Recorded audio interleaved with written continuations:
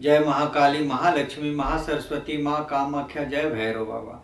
श्रीमद् देवी भागवत महापुराण प्रथम खंड के खष्टम स्कंद में 12वां अध्याय की कथा हम लोग सुनेंगे। पवित्र तीर्थों का वर्णन, चित्त शुद्धि की प्रधानता तथा इस संबंध में विश्वामित्र और वशिष्ठ के परस्पर वैर की कथा, राजा हरिश्चंद्र का वरुण देव के शाप से जलोदर ग्रस्त होना। राजा बोले, हे मुनि श्रेष्ठ, अब आप मुझे मनुष्य और देवताओं के द्वारा सेवनीय इस पृथ्वी पर स्थिति पुण्य तीर्थों, क्षेत्रों तथा नदियों के विषय में बताएं। उन तीर्थों में स्नान तथा दान का जैसा फल मिलता है उसे, और विशेष रूप से तीर्थ यात्रा की विधि तथा नियमों को भी बताएं।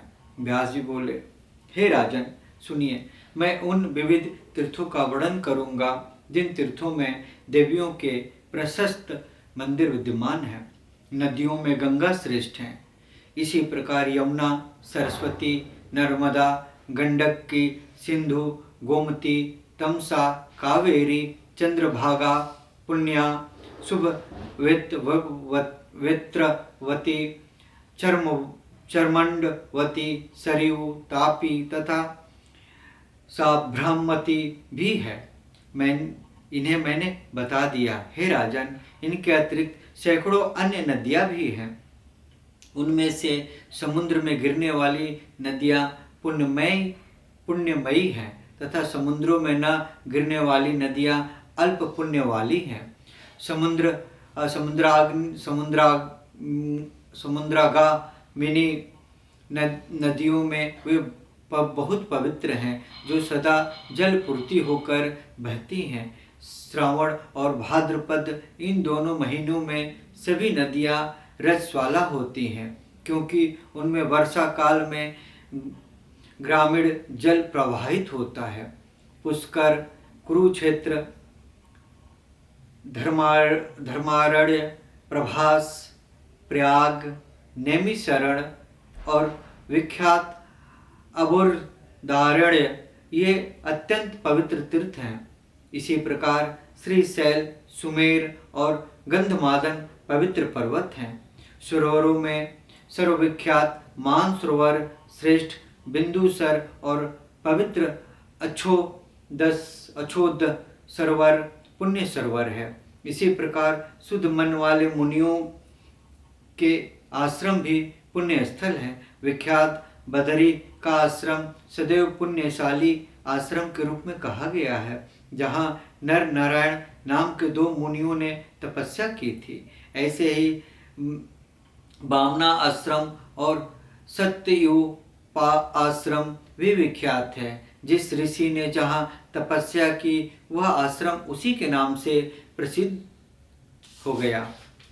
हे राजन, इस प्रकार इस भूतल पर असंख्य पवित्र पुण्य स्थल हैं जो मुनियों द्वारा पवित्र कहे गए हैं। हे राजन, इन सभी स्थानों में देवी के मंदिर हैं जो दर्शन कर लेने मात्र से पाप का हरण करते हैं। वहाँ बहुत से भक्त नियम पूर्वक वास करते हैं। उन कतिपय स्थानों का वर्णन आगे करूँगा।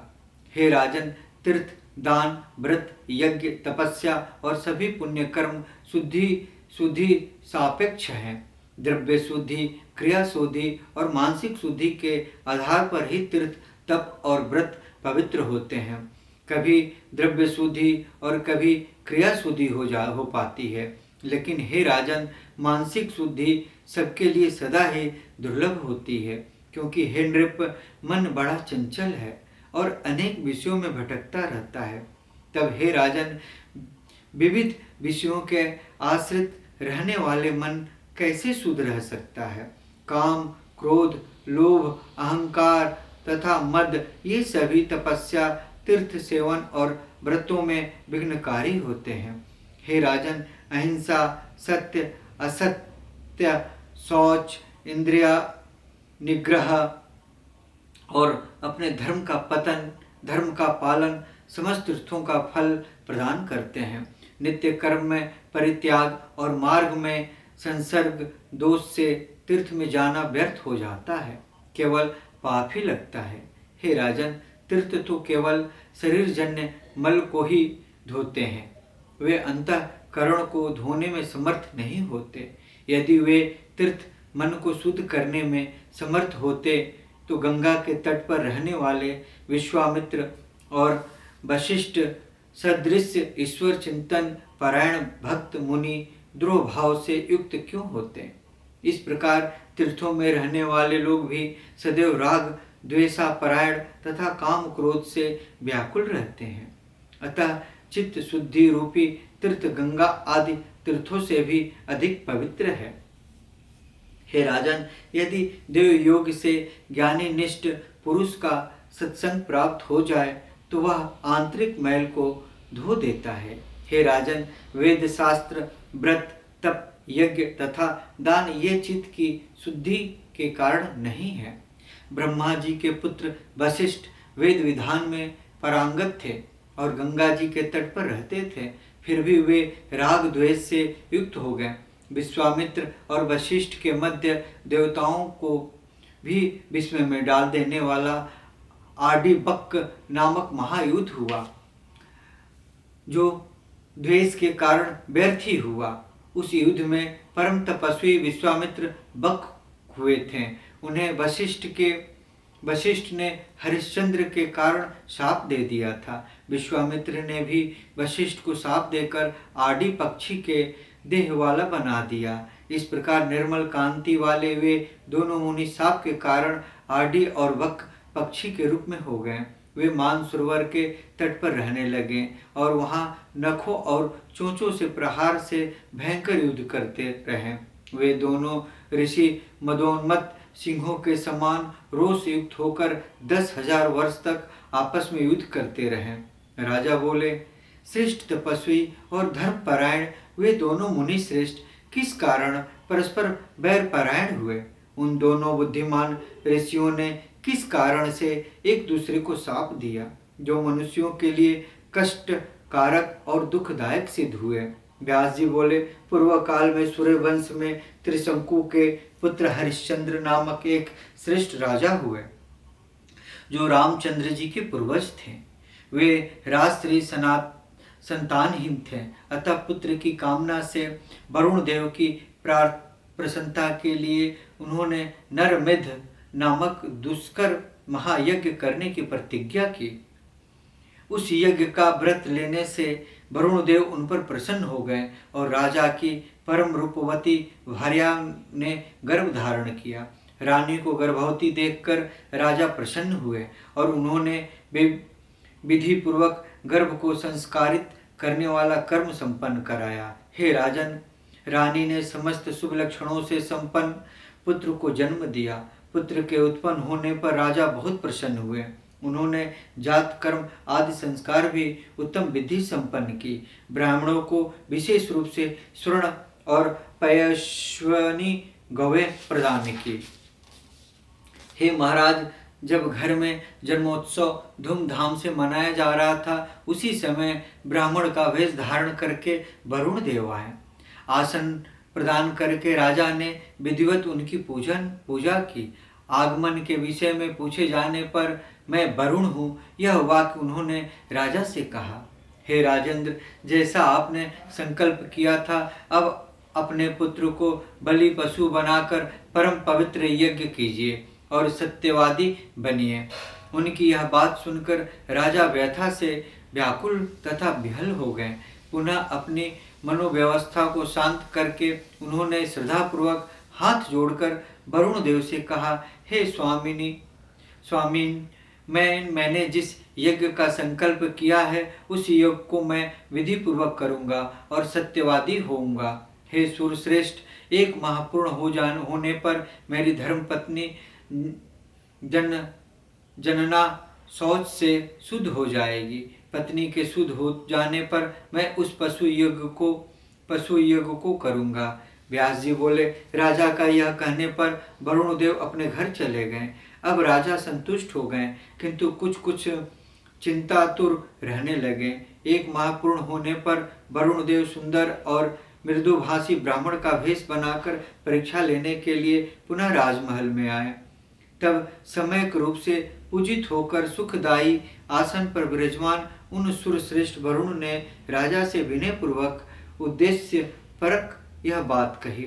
हे स्वामिन पुत्र तो अभी संस्कार रहित है, उसे यूप में कैसे बांधूं? संस्कार करके उसे क्षत्रिय बनाकर मैं उस उत्तम व्रत यज्ञ को संपन्न करूंगा। हे देव, संस्कारहीन बालक का कहीं भी अधिकार नहीं होता, अतः यदि मुझ पर दया करें तो मुझे अपना सेवक और दीन जानकर कुछ समय और दे दीजिए। वरुण बोले, हे राजन, आप समय को आगे बढ़ाकर धोखा दे रहे हैं। निसंतान होने के कारण आपका पुत्र स्नेह छोड़ना दुष्कर है, इसे मैं जानता हूँ। हे राजेंद्र, आपकी मधुर वाणी सुनकर मैं घर जा रहा हूँ। कुछ समय तक प्रतीक्षा करके मैं पुनः आपके घर आऊँगा।